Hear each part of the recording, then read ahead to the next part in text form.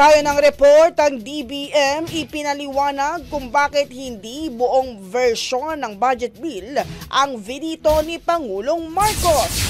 Brigada Maricar Sargan, ibrigada mo! Brigada Live Report! Iginiit ng Department of Budget and Management ang kahalagahan ng paglagda ni Pangulong Ferdinand Marcos Jr. sa General Appropriations Act para ngayong taon.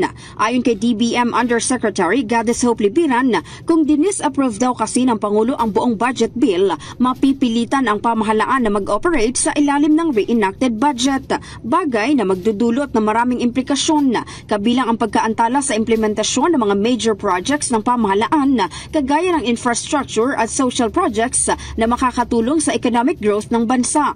Maaapektuhan din ito ang pagbabayad sa salary increase ng mga empleyado ng gobyerno tulad ng mga public school teachers, nurses and doctors sa mga pampublikong hospital, at wala ring magiging pondo para sa additional position o promotion sa gobyerno.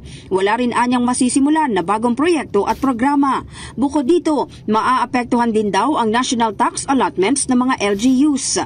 Kasabay nito, ipinaliwanag rin ni Libiran ang line veto na ginawa ni Pangulong Marcos, na ibig sabihin per project basis ang hindi inaprobahan ng Pangulo, tulad ng 26 billion na tinanggal na pondo sa DPWH.